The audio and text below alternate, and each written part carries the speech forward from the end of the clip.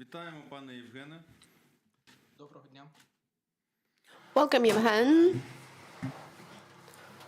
Вітаємо вас на другому Welcome at the second stage of the selection process to the High Qualification Commission of Judges. The interview is conducted by the whole commission. Robert Brookhuizen, me, Ivan Nesterenko Yevhen, Serhiy Verlanov, Steven Markman, and Ted Zazhechny. The reporters at your interview are my colleague Robert Brookhuizen and me. Якщо співбесіда, So, наша з вами співбесіда буде перервана. in case our interview is interrupted for technical reasons, we will anyway reach you and appoint the interview for the other day, and we will start with the moment at which it is interrupted. The members of the commission will ask questions, and please give concise answers. The member of the commission asking the question is entitled to limit the time of your answer. And before we start with the round of questions, you will have an opportunity right now to present yourself, to tell about your vision, about your motivation, about the ideas you have got concerning the functioning of the HQCJ and the whole judiciary. Please, you're welcome. You have up to 5 minutes. So, good afternoon to everyone. I'm Yevhen Nesterenko, judge of Першотравневий District Court of Chernivtsi, and I started my work in 2002 as a consultant in court, local trial court, and then I worked as assistant judge. Then in 2006, I got higher legal education at the National Law Academy in Kharkiv, and in 2007, I started practicing law. In 2011, I was appointed judge of Shakhtarsky City District Court of Donetsk region, where I worked up till the beginning of occupation of the Donetsk region. And in 2015, I started working in Першотравневий District Court of Chernivtsi. Since 2017, I've been teaching. I've been a trainee of the National School of Judges of Ukraine, and in 2019 I also participated in a special training of candidates, judicial candidates. And as noted in my motivation letter, I realize perfectly well the need for the purification of the judicial system for the sake of revival of trust in the judiciary and ensuring the rule of law. Unfortunately, now the procedure of purification has not been completed. We have got 2,500 judges who have not yet passed their qualification assessment. The procedure has not been completed, and there are about 2,000 vacant judicial positions. We need new judges. That's why I understand that the judiciary is badly in need of reform, of purification, of upgrading, and my goal is to take pains to complete the reform started as soon as possible and to convince everyone that the judiciary is capable of undertaking challenges and passing important decisions in order to revive trust in the judiciary. Thank you. Thank you. Вам слово. So, Robert, the floor is yours. Thank you, Chairman. Mr. Nesterenko, can you tell me how you have prepared for this interview?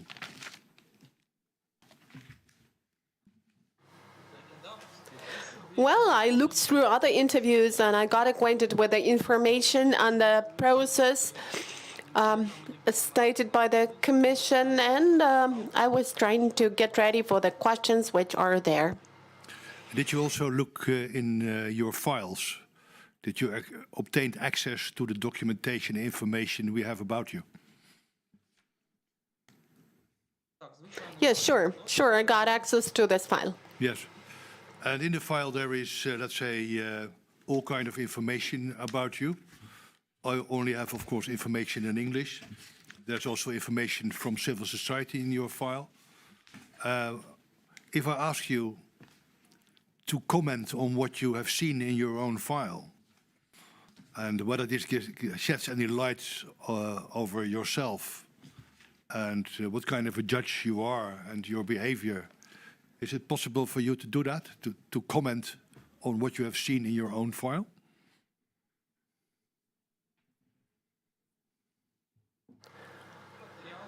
Well, the materials in my file are nothing new because I already took the qualification assessment and competition for the judge of the High Anti-Corruption Court.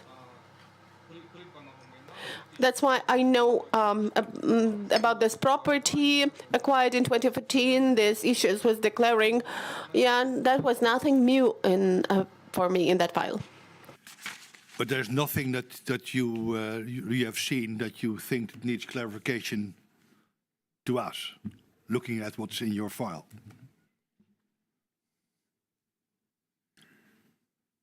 Я можу пояснити, відповісти. Well, I could, if you have, if I have to answer the questions which were asked there in the file, I could give these answers concerning the acquisition of property in 2015, concerning a special dissenting opinion or resolution of the appellate court. So if I need to, I can provide this information if you want me to. Well, what I see is a judge who works, let's say, as a judge in a court. There was not, let's say, a real big career taking place. And I read that you are a teacher coach in the National School of Judges. And I also read that you live in a house that is from someone else. You don't pay real rent. And that you have, that I find strange, no, let's say, real money. No real assets in cash. And I'm wondering if you're a judge like you, if you don't have any real obligations, how can you have no cash? Добре, я відповім на це запитання. Let me try and answer your question. So in 2015, I left the occupied territory and I came to Chernivtsi with just one suitcase. So everything I've now got, because there was a question about 2015 to 2020. So everything I'm using now has been acquired by me over this period of time for the money which I got as a judge. I didn't have any property left, be it real estate or other estate. I have some estate in the occupied territory, but I don't have it in Chernivtsi. I'm really using an apartment, not a house, but an apartment given to me as to an IDP. And acquaintances of my parents gave this apartment. I pay utility bills for this apartment. And I kind of maintain the apartment in proper condition for us to be able to live there. And that's it. Okay, well, it's quite an important explanation, of course, which I could not read in the documents in front of me. Thank you for that. And I will pass the floor now to my co-rapporteur, Ivan. Thank you. So, Yevhen, do you know what ChatGPT is? No, I don't. Це такий аналог штучного This is a kind of an AI analog counterpart. And a judge from Colombia has recently written a court decision using this GPT chat, which means that he had some consultations with this chat. It looks as a chat. People ask questions and answers are given. It's like you are talking to a person who is very, very smart. Ви як член ВККС You, as a member of the HQCJ, just imagine that you have кваліфікаційне оцінювання qualification assessment for a judge of appellate court who has made a decision using GPT chat. What would be your actions? Whether I will trust this decision? Most probably no. Why? Because there is no assessment of evidence, own experience. This is just AI that is following a certain algorithm in this ChatGPT. And anyway, there is also human factor. And if some algorithm was written in the wrong way, the decision may be wrong. So I will not trust this decision. But in your motivation letter, you indicate that the priority direction is improvement of e-court. Using elements of AI in a court, is it impermissible or no? By e-court, I mean kind of online, remote communication. And that's what judges in the occupied territories are now facing. So these elements could be allowed. And there is draft law suggesting that judges should act not only from courtrooms, but out of courtrooms. And you can hear cases remotely. That's what I meant by e-court. And you can communicate with candidates, you can communicate with the parties to the trial in that format. And, you know, on average, generally, before the war, about 4 million were heard in court a year, and that means 4 million decisions at different levels, from trial courts to Supreme Courts. Wouldn't it be really good to introduce elements of AI, at least to somehow put all these decisions into order, systematize? No, I'm objecting to artificial intelligence. I think that court should be deprived of the functions which are not inherent in it. For example, why should court be hearing the case on divorce? If there is no dispute there, people just don't appear. Some case types could require mediation or could not be considered by courts. This means that these cases should not be brought to courtrooms. In your motivation letter, you also indicate that the HQCJ should develop clear and transparent criteria for assessment of judicial candidates. Are they not? Have they not been developed? Well, that's what I wrote. And I think that this is also the opinion of international experts and entities, and we have got memorandum of understanding signed recently, and it also presupposes clear, transparent criteria. I think that they are not quite clear. Could you give an example? What criterion do you think is not clear for now? And that needs to be changed for a clear one. Professional competence. In the judicial dossier, you will not find any information about the decisions of the judge left uncancelled or without changes. Or, for example, the Supreme Court has cancelled the appellate court's decision and has left the decision of trial court in effect. And you will not find this information in the dossier. In the dossier, there will be only negative information about cancelled decisions, but not the decisions left without changes. But we should know the correlation, we should know the ratio. That's most important. So how could you assess professional competence of a judge only on the basis of decisions that have been cancelled? Maybe that's only 2% or 1% of the decisions that have been passed by a judge and that have been put for revision. We should know the number of decisions left unchanged because they support the qualification of judge as well. So in the judicial dossier, we have only this negative information, and that's it. Okay, it's clear. Let me give the floor to my colleague, Robert.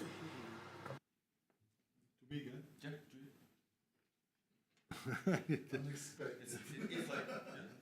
are reporters. Or maybe colleagues, you have your question. I think it's better. Okay. Mr. Nesterenko, Judge Nesterenko, you say in your motivation letter that you are involved, and I commend you for doing so, with the National School of Judges of Ukraine. And you participated in special training of candidates for a position of a judge. Now, I have not heard that phrase before, special training for qualification as a judge. The National School of Judges, of course, provides training to candidate judges, but I was not aware of any special training. Can you explain to me what your involvement was and what the course contained? В мотиваційному листі я зазначив In my motivation letter, I mentioned special training of judicial candidates. That's true, because that was the title of this course. That was special training for judicial candidates.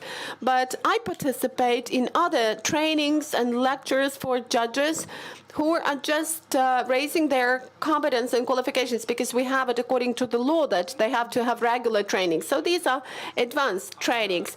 But for that was for judges. But for judicial candidates, that was special training with a different curriculum, with other courses, with different lectures. They were different from the training which we have for judges. Thank you. That helps me understand that that part of your letter. You also say that you were involved in some special courses that included gender-based crimes, specifics of proceedings into domestic violence cases, specifics of proceedings into gender-based crimes, gender aspects in court activities. And I was very interested in those comments of yours. We have had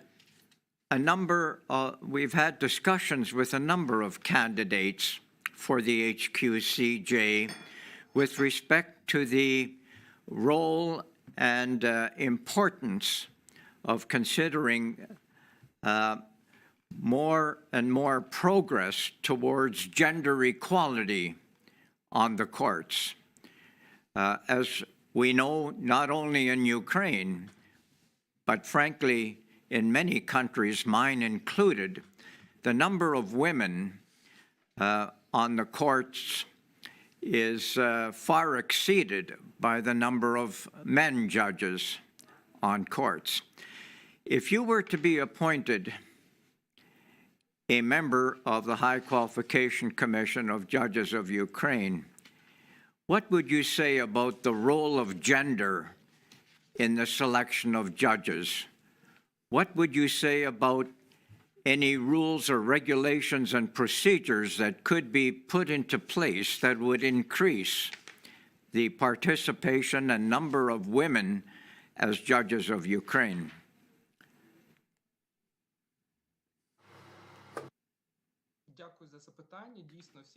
Thank you for the question. Really, the topics you have enumerated are the topics I've been teaching for more than 3 years. They are related to gender aspects of court, and we also have a course on overcoming of gender stereotypes.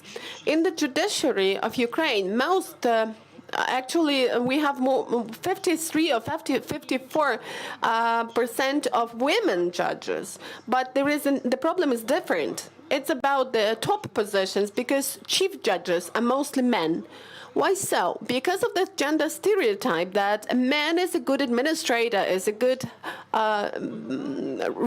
manager. So to overcome these gender stereotypes, of course, we should teach people how to overcome this gender stereotype for us to be able to trust women on top management positions, and for our society to finally reach that point of gender equality in terms of rights and empowerment. In Ukraine, we have the law on ensuring equal rights of men and women, and the law was adopted in 2005. Of course, on the basis of gender, there should be no advantages for men or women. The HQCJ should just assess a person regardless of the gender. So I can if it happens, so I can actually tell my colleagues what questions would be wrong to ask. You should not, in the selection process, of course, you should not focus on the gender stereotypes, or I could help my colleagues in the HQCJ to overcome these gender stereotypes. And by the way, I watched the interviews, I watched the qualification assessment of the previous composition of the HQCJ, and of course, if questions are wrongly worded, that is impermissible if they focus on the gender identity. If I have answered your question, I hope so, that I have. In part, you have answered a question I was going to ask you, and that is whether or not you are in favor of or would support affirmative action programs for the High Qualification Commission of Judges that would provide a certain, if you like, preference or special opportunity for women candidates to be appointed judges of Ukraine. Perhaps you could comment. Well, I think that programs of overcoming gender stereotypes would be good. And I support such programs because everybody should be familiar with the principles of overcoming gender stereotypes for us not to have a biased attitude. But as far as special opportunities are concerned, well, I'm not sure about that. And again, let me stress that 53% of our judges are women. And the problem is mostly with top positions whom we appoint chief judges. So that's a different problem, not with selection for judicial positions. Probably we could have a special course on that. And within the special training for judicial candidates, we have a course of overcoming gender stereotypes, but that is related to case hearing. And in the SGA, State Judicial Administration, we have 70% of women there. So I don't think that we could provide any special opportunities, special motivation. I think that there is no bias in this respect, in the selection. Women are allowed to be judges, so at least I haven't faced the opposite situation, and I don't see that the High Qualification Commission has any bias towards women, negative bias, I mean. Thank you for that answer. There's one other area that I was interested in, and that was your suggestion that the scope of activities of judges may be widened to some extent, and there could be, if you like, new or innovative ways for judges to work with the parties to resolve disputes other than in a trial. And in North America, we call that Judicial Assisted Dispute Resolution, or JADR. Sometimes we call that pretrial settlement conferencing, where the judge works with the parties to find solution to the issues that bring them before the court. The question I have, however, in that context is related to how you might suggest the High Qualification Commission for Judges of Ukraine, if you were a member of that commission, how would you assess the qualifications of a judge to provide that kind of service to parties appearing before the court?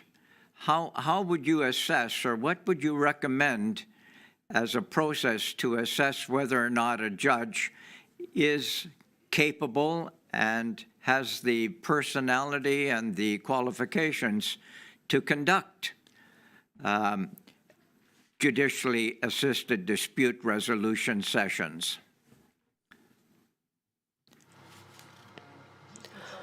Well, we really have this procedure in the new code, in administrative and commercial code, it seems to me.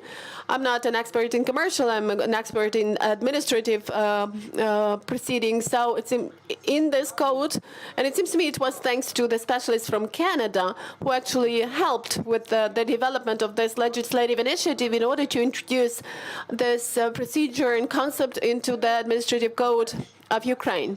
Well, first of all, we do have judges who have who have completed mediation courses. These are special courses in higher educational institutions, and they have got they have undergone those courses. When we were taught to regulate disputes through mediation, when we had this training, we were also taught how to communicate with the parties. As far as assessment of the judicial candidate or judge is concerned in this respect, if he has any confirmation that he has at least completed the mediation courses, of course, it's most probably that this person can provide such a service. So, well, the procedures are different. A mediator is an independent person, but a judge is still not quite a mediator. This is a little bit different procedure. But anyway, I think that this would show that he can do this. And it would also be probably important to provide this information in the judicial dossier. It should be indicated whether the judge has conducted any procedures like this. It seems to me that if both parties agreed that the judge would regulate their dispute, that means some trust of the parties in this judge, and this would show that he is capable of doing this. But unfortunately, we don't have information in the judicial dossier, and here I'm not talking about judicial candidates, because of course they don't have this experience of mediation, the regulation of conflicts. But as far as judges are concerned, so this information should be available in the judicial dossier as to whether he has conducted any procedures like this already or not. No matter whether it was successful or not successful, because this is more the decision of the parties, whether he was good at this or not. But the very process of passing the dispute for the consideration, for the mediation of the judge, because you know that in our legislation it's written that the parties have to write a statement that they agree to such dispute resolution. So I think that if they have agreed, that already shows some trust in this judge and shows that he is capable of that. Thank you. Thank you for your answer. I will turn the questioning over now to my colleague, Judge Markman. Thank you very much. And Judge Nesterenko, thank you for your participation in this competitive selection process. As my colleague has discussed with you on the question of gender stereotypes and the kind of courses that you've taught on that subject, you indicated earlier that you had, of course, watched a number of the earlier proceedings of this commission. Have you seen any evidence whatsoever of inadvertent or purposeful gender stereotypes in the course of the questioning and discussion that you've seen?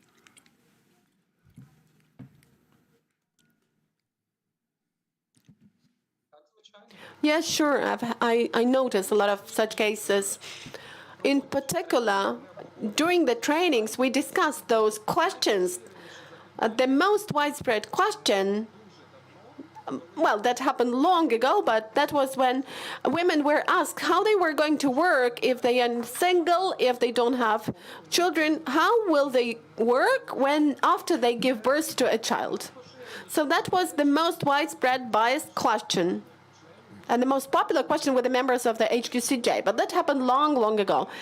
More recently, well, there have also been some other questions which have this gender bias. But specifically, I'm asking about our selection commission's inquiries. You haven't seen any such questions during our processes, have you? If you have, please share them with me. I'm asking you an honest question there.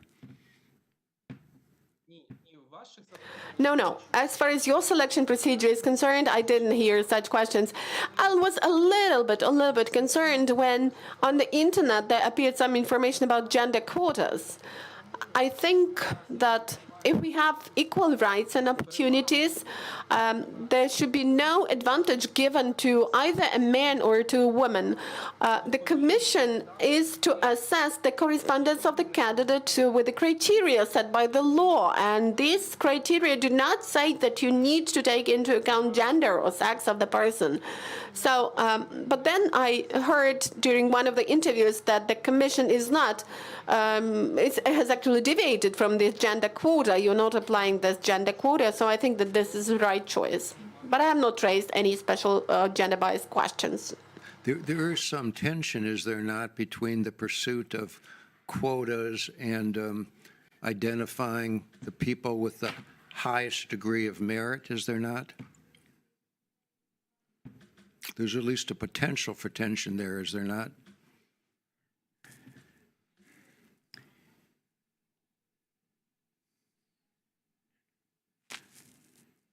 Так, звичайно. Well, sure, there may be some tension, but I think that gender equality is equality of rights and opportunities. That's why if we are selecting people following the criteria of professional competence, gender it doesn't matter. Competition, well, it may appear that there is competition on the gender basis, but there could be no advantages for men or for women. I think that every candidate in this selection process wants to get their distinction for his professional achievements and not just to win because he is a man or because he is a woman. Right. You say in your motivation, Judge Nesterenko, that there's no history of disciplinary proceedings or other proceedings against me that would taint my goodwill or integrity. Maybe my question is one of nomenclature, but can you explain this impeachment proceeding that you went through at one point? Wasn't that a disciplinary proceeding?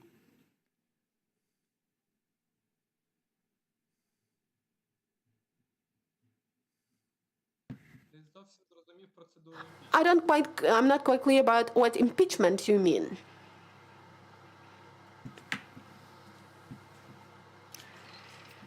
This was an impeachment involving your relationship with the lawyer of the accused, Petro Polyak, where he alleged that you demonstrated a personal hostility toward him and showed your anger in the courtroom that was directed toward him.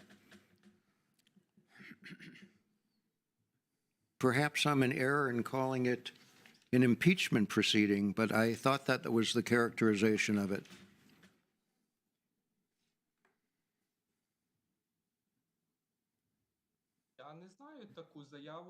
Well, it was not impeachment. Well, it was probably about recusal. Well, I don't remember this case. As far as Petro Polyak is concerned, I didn't hear about any application about recusal. We had a case with him. It was a criminal proceedings, but I don't remember that there would be any recusal there. And this case actually passed the appellate instance and the Supreme Court, and there were no problems with that. Anyway, it was not impeachment anyway. Well, even if I'm describing it wrongly, there was an appeal taken in that case, and as a judge myself, if I had been the subject of ethical criticisms and there had been an appeal in that process, I probably would have remembered it very distinctly, but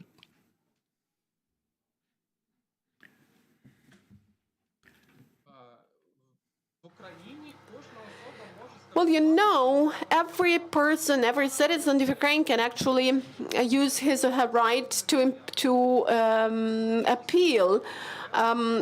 I don't think that I'm not allowed to make a mistake. Maybe in some cases I also make mistakes, but I don't have this information. I didn't have any quarrel or any dispute with this person, and no appeal was given to the High Council of Justice, so I actually don't know about this appeal. well, I wasn't suggesting you conducted yourself improperly. I was just suggesting that it didn't seem entirely accurate to me to say there was no history at all of disciplinary proceedings. In the end, you were exonerated in this case, but it certainly seems to me to be fairly characterized as a disciplinary proceeding. Okay. Well, let me move on to something else. Reading your motivation, I didn't see as much emphasis or focus upon why exactly you were participating in this process as you participated in earlier processes.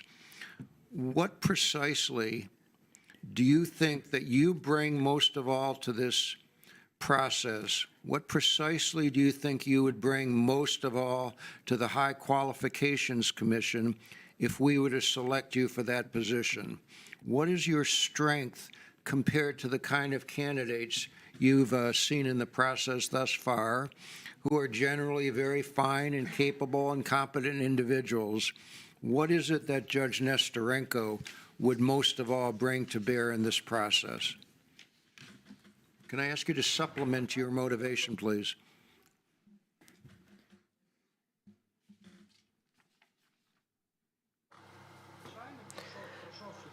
Well, of course, I have passed a lot of procedures. This was qualification assessment, this was transfer, this was participation in the competition.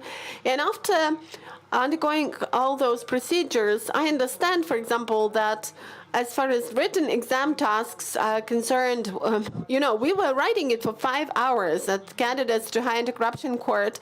And now not a single judge is writing such decisions manually. So I think that this procedure of writing court decisions should be made more made to be easier. And that would also be my contribution. We need to pay more attention to the motivation part, to the substantiation, not to focus on this prescriptive part or correctness or incorrectness of dispute resolution. So we should focus on the reasons. What could be my contribution? As I have already mentioned, I am a coach and a trainer on gender aspects, and I have been working a lot with judicial candidates, with incumbent judges, and I know what they are taught, what they should be taught. I know a lot in this respect. I've also got experience of working in a team because we were developing trainings together with public entities, with international organizations. And I think that this is a very useful experience, and I could contribute a lot to the HQCJ's activity on this basis. Let me ask you finally, Judge Nesterenko, please. It has been suggested by some public activists that you have avoided convictions in drunk driving cases on the basis of delaying such cases beyond the statute of limitations and other deadlines that were necessary for the effective prosecution of such cases. Can you tell me what the merits or the demerits are of that argument, please, in your judgment?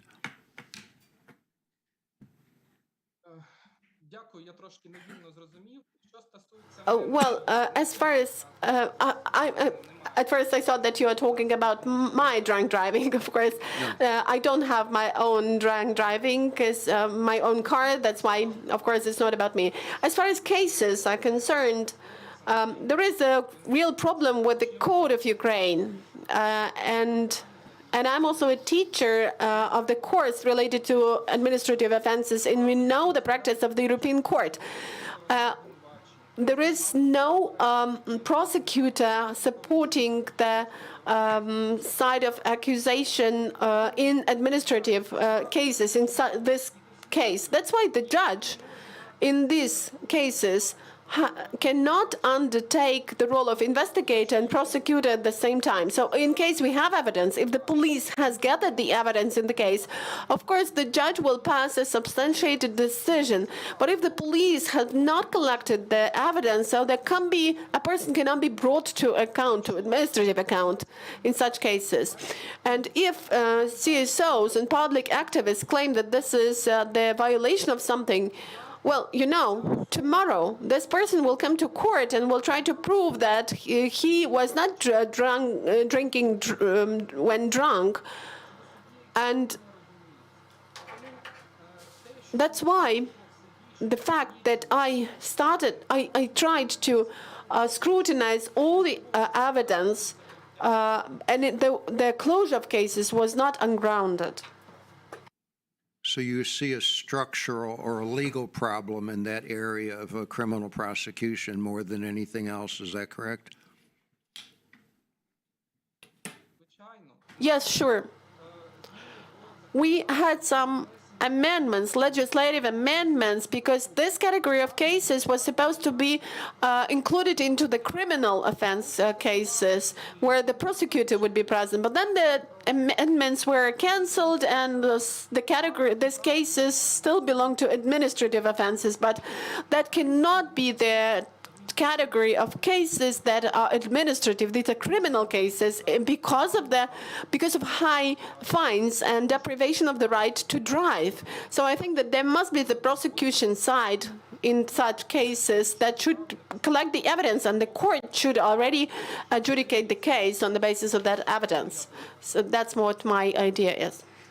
Okay, thank you very much, Judge Nesterenko. Let me pass you on to my colleague, Judge Verlanov.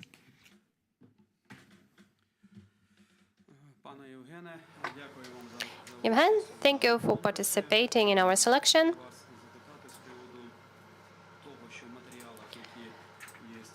So we have studied the documents that you have provided us with, and we have this information that in November of 2021, proceedings have been initiated against you, initiated by this private company. So could you tell us about this executive proceeding? What is the current stage of this proceeding, and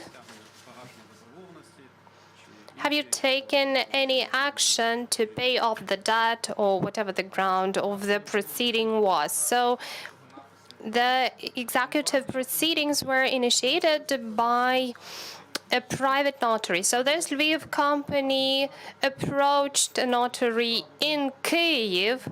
They bought the right of request under credit agreement, and a private enforcement officer opened the executive proceedings, initiated the proceedings, and the Slovyansk City District Court has made the decision as part of these proceedings and admitted it as non-enforceable. So thank you. Since 2017, you've been a trainer for judges at the National School of Judges, and between 2018 and 2019, you were involved in special training for candidate judges. So my question is as follows.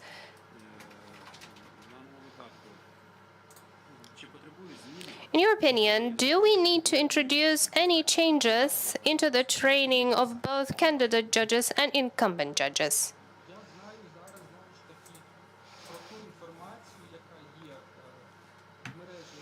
I'm aware of the information circulating over the internet about some kind of memorandum signed about shortening the duration of training. Yes, we can shorten the duration of training, but that will mean that we as trainers would need time to introduce some changes.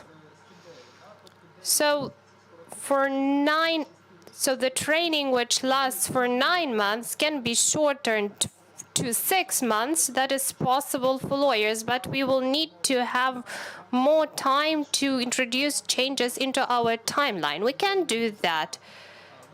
We have many trainers and teachers in Ukraine, but we are combining our jobs and the work as trainers, and it may be a little bit hard for us to do. But as far as new topics are concerned, I've already mentioned some of those, like overcoming gender stereotypes. We have developed this topic for our candidates, but we did not introduce that into the curriculum back in 2019.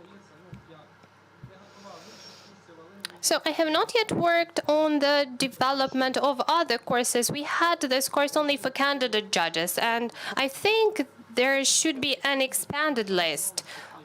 We should add some new courses. As far as the training itself is concerned, before the quarantine, we had a totally different mode of training where we could demonstrate something, where we could have discussions.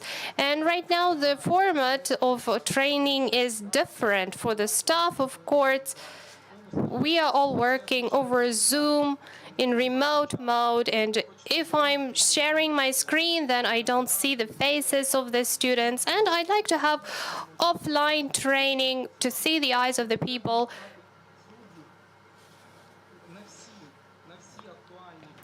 So what should those topics for judges be? I think that the National School of Judges responds to all the relevant events. So we are currently preparing trainers for the course in national security. So everything that is topical and relevant is included into the curriculum. Upon completion of a training or course, we always ask the judges and the staff of courts about their interests, about potential new topics that could be introduced. So if they want to learn more, it's not a problem for us to introduce a new course. Thank you. As far as the duration of training for candidate judges is concerned, so if the duration is shortened, how do you think? Is it going to impact the quality of training? As I was saying, if the duration is shorter, so we used to have 12 months of training for judges, so they had 9 months of training while they were attending some lectures, and then they had some on-site training in courts. And now the suggestion is to shorten this 9-month period to 6 months, but we will need to have some additional time to introduce changes into the curriculum. I'm not saying that we shorten the duration of the lectures themselves. You are talking about keeping the scope of material but shortening the timeline somehow. But in your opinion, it's not expedient to shorten this duration, right? Yes. That's not expedient. Thank you. I'm now passing the floor to my colleague, Yevhen Mezintsev. Thank you, Sergei. Good afternoon. My last name is Mezintsev.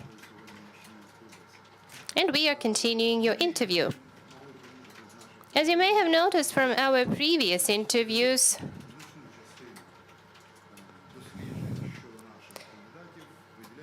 we spent quite a lot of time while studying the materials of our candidates at scrutinizing their tax declaration. So why are we doing that? Because we are trying to ensure that our potential members of HQCJ have no complaints from NACP in the future.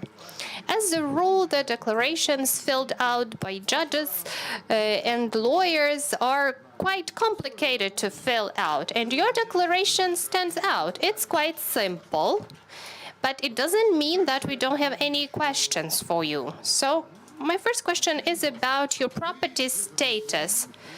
So you are registered in an apartment in the city of Shakhtarsk, the apartment with the area of 44 square meters. Yes, that's correct. You mentioned that it's a business apartment, corporate apartment. So when did you receive the order with the right to use this apartment? In 2012. Yes, in 2012, when you were working as a judge in Shakhtarsk City District Court, but you have not been a judge at this court for some time. So my question is, why did you not return this apartment? And you are now living in Chernivtsi in an apartment belonging to another person. Could you receive a corporate apartment in Chernivtsi? Because you do have the right to do that. So to answer your first question, why I did not refuse the right to use that apartment in Shakhtarsk, that's because the government is on the occupied territories and there is nobody to decide on that issue.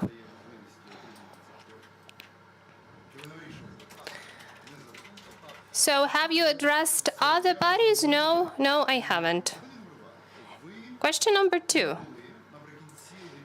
So, in late July of 2014, you acquired a small house with the area of 35 square meters in the village of Zoltarivka. As far as I understand, you bought it. It's your property. Yes, I bought it. In addition, you declared the right to use a land plot on which this house is built. I can assume that this is the land plot on which the house is built, but the area is 1,280 square meters. Do you have any agreement for the right to use of this apartment concluded?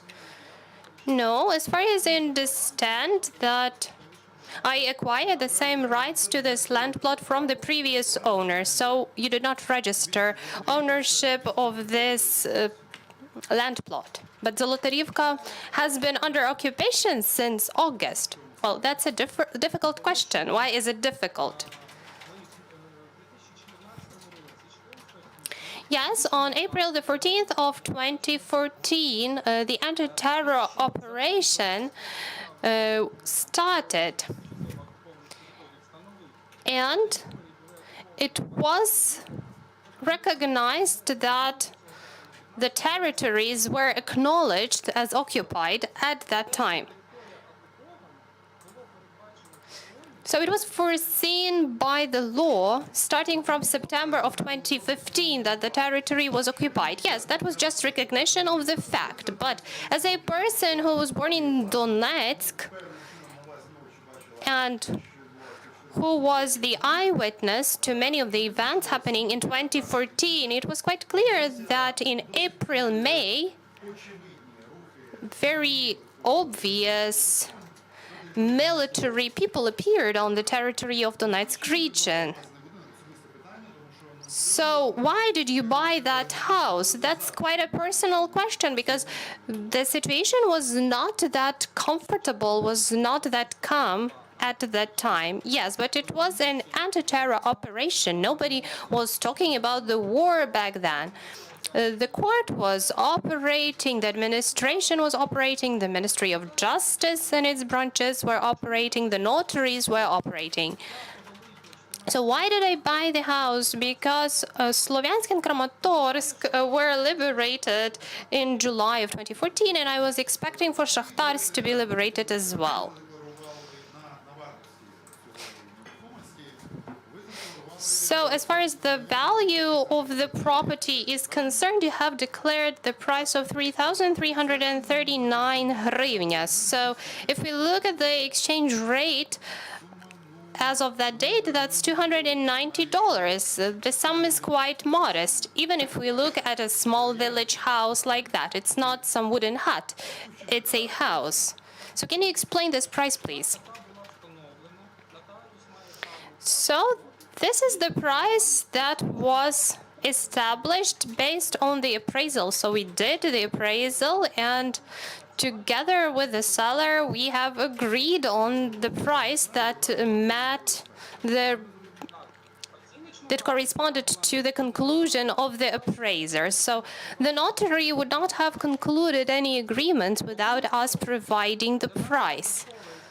And in addition, the State Tax Inspectorate in Shakhtarsk also checked my declaration for 2015, and I do have the conclusion. And they say that the facts indicated in the declaration for 2014 are true because they have checked all those facts. And all the information indicated in the declaration has been checked. Yes, thank you. But let's go back to the land plot. You have not indicated the value of the land plot. Have you made any payments for the use of this land plot? Or are you referring to the law that exempts you from paying any payments because it's located on the occupied territory? No, I haven't made any payments. And does anybody live in that house at the moment, or is it empty? No, nobody lives there. Nobody is living there at the moment. It's just a house with one room with the area of 18 square meters, and it's not enough for it to be recognized as a residential house. It's not fit for residential accommodation. So that's a house that was owned by the father of the seller. And I did not use that house because on the 27th, the fighting started in Shakhtarsk, and I didn't have access to that house anymore. And My final question with regards to your relatives. Your mother and your brother continue living on the occupied territories in the town of Snizhne. Is that correct? That's not correct entirely. My mother is living on the territory controlled by the Ukrainian government, and my brother stayed there. Do you keep in touch with your brother? Unfortunately, there is no telephone connection. Were there any attempts to influence you on the side of from the occupational authorities, including via your relatives? No, they have never tried to influence me. Thank you.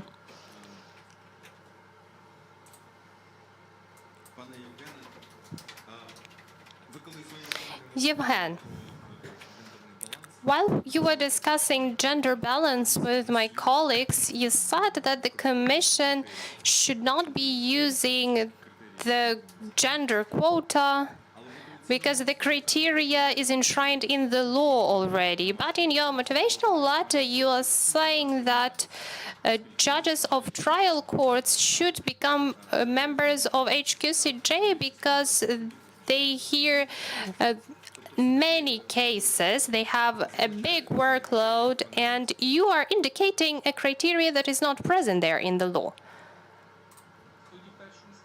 for trial court judges.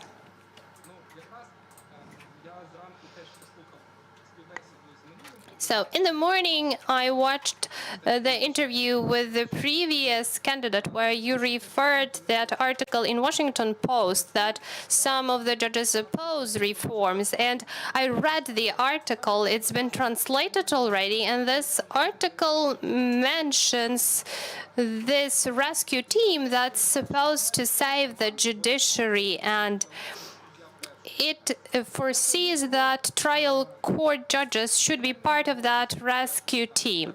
I'm saying about the experience that trial court judges have.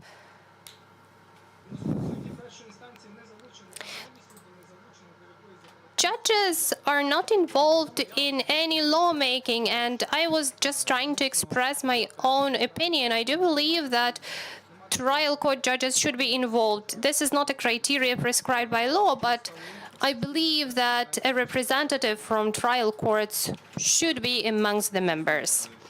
Thank you, that's clear. I think we are talking about different articles in here, because the article that I was referencing was a different one. I was just reading the translation. Maybe the journalist got something wrong? No, nothing is mentioned about trial court judges in this article. What they are saying is that the Western countries help Ukraine with the judiciary reform, and that's what they're actually doing. So this is where the focus lies.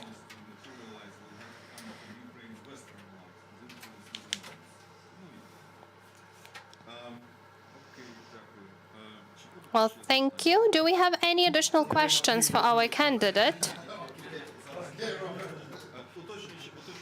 We have a follow-up question. I do have one, so.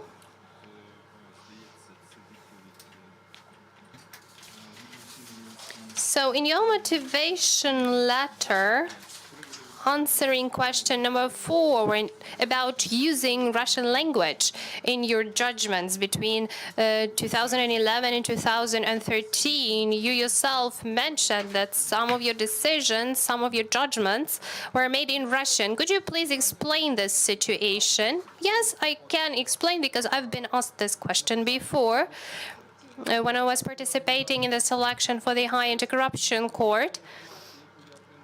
Yes.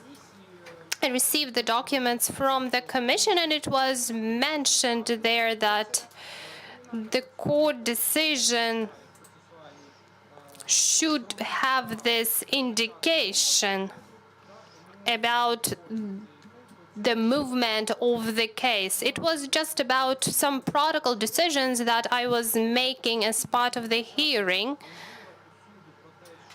So it wasn't about the language and it's not foreseen by the code. So I understand your position. That's quite enough for me. Robert, Yes. do you have a question? Yeah, sure. As the rapporteur, I have always questions. Can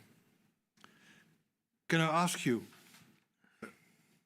do you have any experience in selecting people?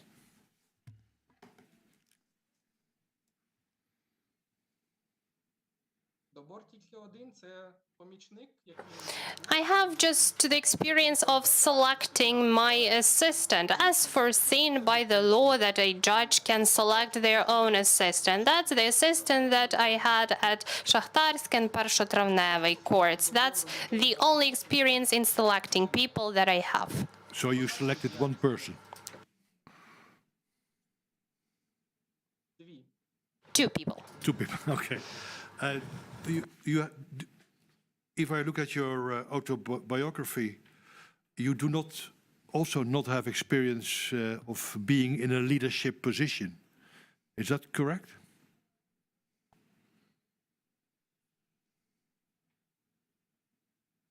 Немає. Yes, that's correct. I don't have that experience. So we have someone applying for a job, which is an important leadership position, and it is about selecting people. Why should we choose you?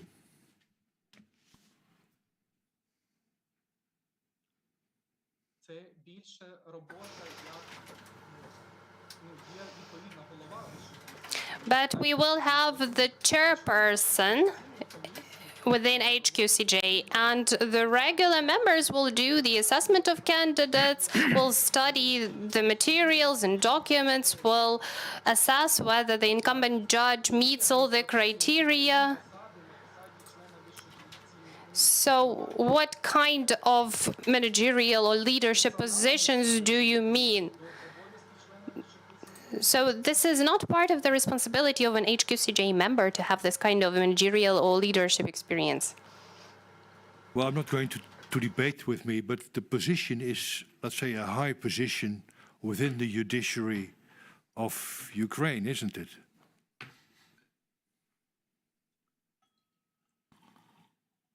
Так, висока. Yes, that's a high position within the judiciary, And in that respect, just as the position of a judge is. okay. During your interview, I've been listening to you, and I've heard a lot, but I have not heard the word integrity. And if you have looked at the interviews, you know that we think, or the Commission thinks, this is an important part of the problems with the judiciary at present. What about integrity? If I can ask you a question, for instance, do you have any personal experience that someone would be offering you a bribe? Did it ever happen to you? Ні, ніколи. No, I've never had this experience. Have you ever heard that a judge was offered a bribe in your own court?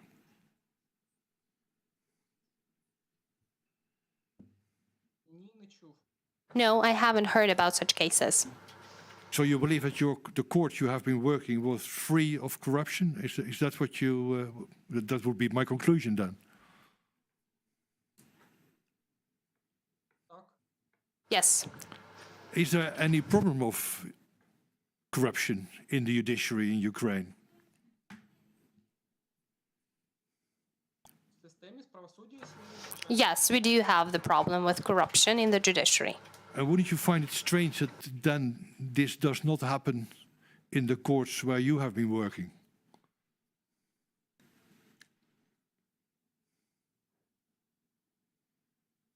Я не стикався з цією проблемою, дивно. I haven't met corruption in my court, but I don't believe that this is strange. Я працюю в місцевих загальних судах. So I worked at the trial court, at the local court. Я не стикався з цими проявами, пропозиціями. I didn't face any cases like that. Nobody offered me anything. You never had litigation between parties when one party had a, let's say, would be prepared to pay much money to win the litigation?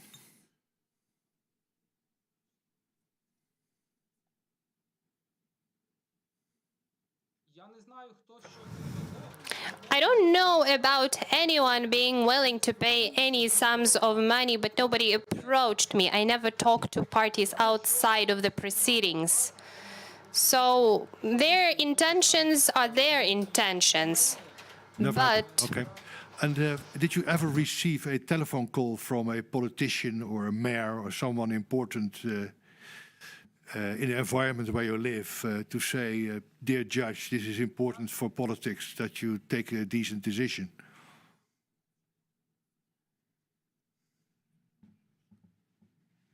Я не знайомий з політикою.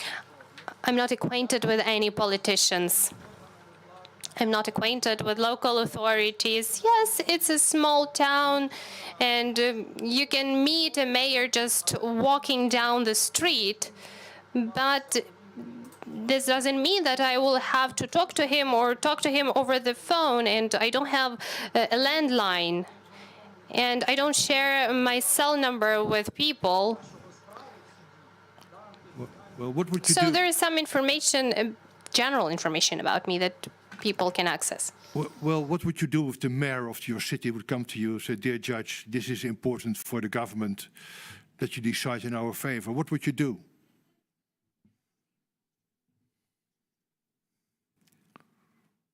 Я би пояснив би людині, I would explain to him that decisions are made according to the law within court hearings. So I would advise him to show up to the courtroom and express his opinion. So if I had this kind of conversation, I would also report to the High Council of Justice about somebody wanting to influence me.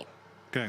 And would you go to the police or to NABU that someone was trying to influence you? Because influencing, I understand, is a criminal offense in Ukraine, isn't it? аналогічно з повідомленням Yes, along with reporting to the High Council of Justice, I would report to these bodies as well. Okay. Thank you, Chairman. That were my questions. Okay. Any further questions? Чи є Of course, as always. As always, you can. As always, you can. Give some questions. Never enough. Окей. Пане Євгене, я власне трішечки призабув. Я вас трішки надію, що я більше не маю до вас. So, Yevhen, I just told you that I didn't have any more questions about your property, but it appears that I do have some additional questions. So, in addition to the things that I've already asked you about your declaration, Певний момент, який, в принципі, алгоритмами there is something that cannot be verified by the automated verification mechanisms used by NACP.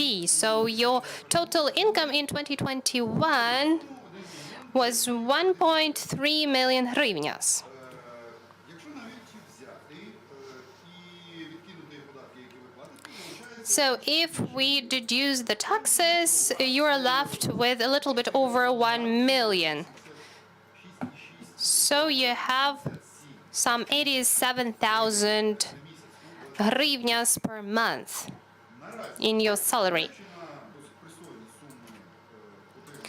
Even though you have quite decent sums of money in your salary, you did not declare any sums of savings or extraordinary expenditure, something that would exceed the amount of 130,000 hryvnias. So that's what my question is about. So you don't save any money, you don't have any family members that you are mentioning in your declaration. Do you spend 87,000 hryvnias per month on your own needs? Well, I pay utility bills for the apartment where I'm living. Yes, I hope that this is not 87,000 hryvnias. So I do some maintenance at this apartment. What does it mean? It means that last year I changed the heating system because it's for me, it's not for the owner. I bought a washing machine, for instance. I'm not buying a washing machine every month. Okay, let's assume that a washing machine costs 20,000 hryvnias. There are also some daily expenses, even though I don't declare relatives, but I have my mother, I'm helping her. It's my duty to help my parents. So you don't have any money left. You don't have any savings. So towards the end of the accounting period, you have no money. No. Ну добре, давайте поміркуємо з приводу медіації. Fine. Let us talk about mediation. You mentioned it already. You told us about your view of this instrument, of discovering the truth in the dispute, or maybe being used as an instrument of reconciliation. But we already have this instrument called magistrates. We've had them for quite some time in Ukraine. So in your personal practice, Прийняти рішення щодо звернення до примусового виконання. how many of the decisions of magistrates did you have to enforce? So I've never had that experience. So do you believe it's feasible that we have magistrates? Do you believe that they are an efficient tool of reconciliation, of dispute solving?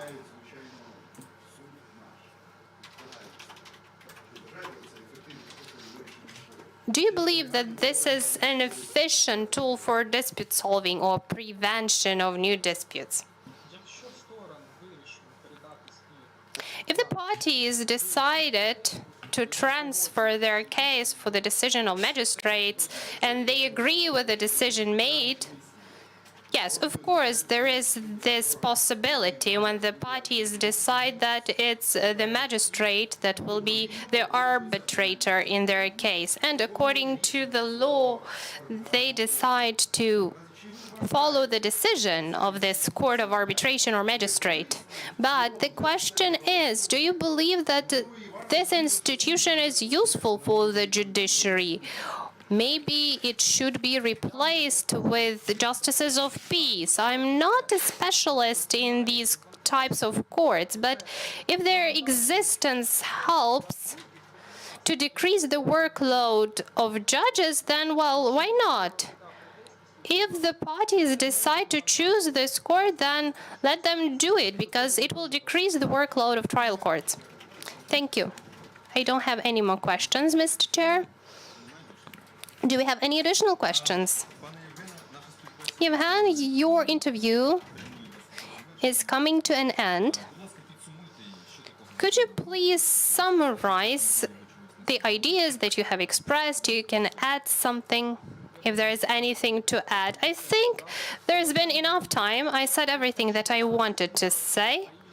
And the only thing I would like to add is for us to win and for us to have peace as soon as possible. That's the desire that people in Ukraine have and the majority of people abroad have. Thank you for the interview. Best luck. Stay safe. Thank you. Goodbye.